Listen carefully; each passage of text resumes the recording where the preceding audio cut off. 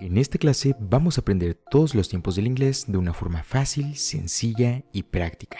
Los tiempos verbales del inglés nos sirven para saber en qué momento ocurre una acción. En total son 12 y se dividen en 3 grupos: presente, pasado y futuro. En cada grupo vamos a encontrar los tiempos simples, continuos, perfectos y perfectos progresivos. Los tiempos simples describen cosas que pasan. Los tiempos continuos describen cosas que están pasando. Los tiempos perfectos describen cosas que han pasado. Y los tiempos perfectos progresivos describen las cosas que han estado pasando. Para que aprendas de una forma clara y sencilla cada uno de estos tiempos, es importante que tengas en mente los siguientes puntos. Lo primero es que podemos formar 3 tipos de fórmulas con cada uno de estos tiempos, que se dividen en preguntas, negaciones y afirmaciones. El objetivo de esta clase no es llenarte la cabeza con complicadas estructuras, sino que aprendas de una forma práctica para qué se usa cada uno de estos tiempos y podamos crear expresiones y frases con cada uno de ellos. Lo segundo es que en cualquier estructura del inglés, ya sea una pregunta, afirmación o negación, casi siempre vamos a encontrar 3 cosas básicas: un sujeto, que puede ser representado por un pronombre personal o el nombre de una persona u objeto, como yo, tú, él, ella, nosotros, etc. Un auxiliar, que se usa para apoyar al verbo principal de nuestra oración, como el verbo to be, el was o were, el do, el will, el have, etc. Y un verbo, que puede ser cualquier acción que nosotros deseemos expresar. Lo tercero es que cuando vayamos a hacer una pregunta en inglés, el auxiliar siempre estará antes del sujeto. Al igual que siempre que hagamos una negación en inglés, la palabra not, que es lo que representa el no, estará después del auxiliar que estemos usando, ya sea con la palabra en sí o contraída con el mismo auxiliar. Lo cuarto es que con terceras personas como he, she o it, que en español son él, ella y eso, tienen diferentes reglas a los demás sujetos. Es por eso que al crear frases con ellos debes poner un poco más de atención al usarlos. No nos vamos a revolver mucho en eso, pero seguramente has escuchado cosas como: debes agregar una S a los verbos en tercera persona, usa does en vez de do. O quizás con terceras personas se usa is. Recuerda que aunque en español tengamos muchas maneras diferentes de decir la misma idea en diferentes frases, en el inglés podría decirse que es más sencillo, porque cuando seguimos estas estructuras no podemos estar cambiando el orden en el que están acomodadas. Ahora que ya sabemos todo esto, vamos a comenzar a aprender la estructura afirmativa de cada uno de estos tiempos, para que aprendas cómo se usan y al finalizar esta clase los entiendas y puedas usarlos sin problemas. Empezaremos por el presente. En el primer grupo tenemos el presente simple, y su estructura es un pronombre personal más un verbo sin ninguna modificación y de manera opcional un complemento. Por ejemplo, I play the piano. I play the piano. Toco el piano.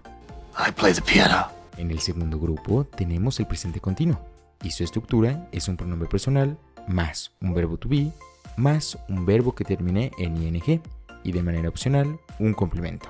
Por ejemplo, I am working on it. I am working on it. Estoy trabajando en ello. I am working on it. En el tercer grupo tenemos el presente perfecto, y su estructura es un pronombre personal más el auxiliar have más un verbo en pasado participio y de manera opcional un complemento. Por ejemplo, I have done that. I have done that. Lo he hecho. You've done that? I have done that.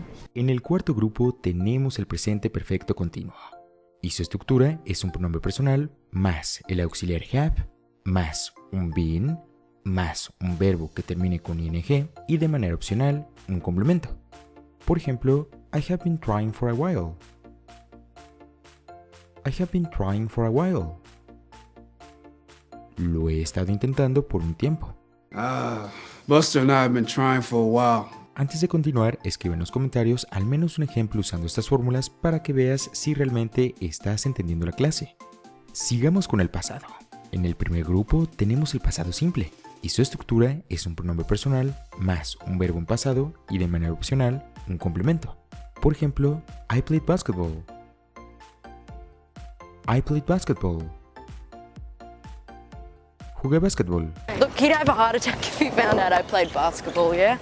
En el segundo grupo tenemos el pasado continuo, y su estructura es un pronombre personal más un was o were, dependiendo de nuestro pronombre personal, más un verbo que termine con ing y de manera opcional un complemento. Por ejemplo, I was eating my cereal. I was eating my cereal. Estaba comiendo mi cereal. I caught my reflection in a spoon while I was eating my cereal. En el tercer grupo tenemos el pasado perfecto y su estructura es un pronombre personal más el auxiliar had más un verbo en pasado participio y de manera opcional un complemento. Por ejemplo, I had done a search. I had done a search. Había hecho una búsqueda. Why? I didn't know him at all, but I had done a search and I'd asked around. En el cuarto grupo tenemos el pasado perfecto continuo y su estructura es un pronombre personal más el auxiliar had más un been más un verbo que termine en ing y de manera opcional un complemento. Por ejemplo, I had been cooking mushrooms. I had been cooking mushrooms. Había estado cocinando hongos. I had been cooking mushrooms the wrong way my entire life. Por último, terminamos con el futuro. En el primer grupo tenemos el futuro simple y su estructura es un pronombre personal más el auxiliar will más un verbo sin ninguna modificación y de manera opcional un complemento. Por ejemplo, I will work for NASA. I will work for NASA. Trabajaré para la NASA. My husband and I will both live on a horse ranch, and I will work for NASA. En el segundo grupo tenemos el futuro continuo y su estructura es un pronombre personal más el auxiliar will más un be más un verbo que termine en ing y de manera opcional un complemento. Por ejemplo, I will be having my compass back. I will be having my compass back. Estaré teniendo mi brújula de vuelta. I will be having my compass back. En el tercer grupo tenemos el futuro perfecto y su estructura es un pronombre personal más el auxiliar will más el auxiliar have más un verbo en pasado participio y de manera opcional un complemento. Por ejemplo, I will have done all. I will have done all. Lo tendré todo hecho. I will have done all I can for John and for myself. En el cuarto grupo tenemos el futuro perfecto continuo y su estructura es un pronombre personal más el auxiliar will más el auxiliar have más un been más un verbo que termine en ing y de manera opcional un complemento. Siendo sincero, este tiempo no suele utilizarse mucho, aún así podemos encontrarlo en algunos casos. Por ejemplo, I will have been working for you 3 years. I will have been working for you 3 years.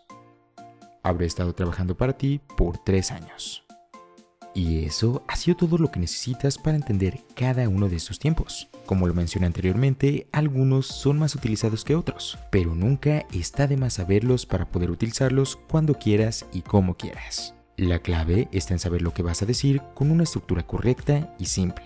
No olvides comentar tus ejemplos en la cajita de comentarios. Si te ha gustado, me ayudarías mucho compartiendo y dejando tu like para más clases como estas. Sin nada más que decir, muchas gracias por ver y que tengas un excelente día.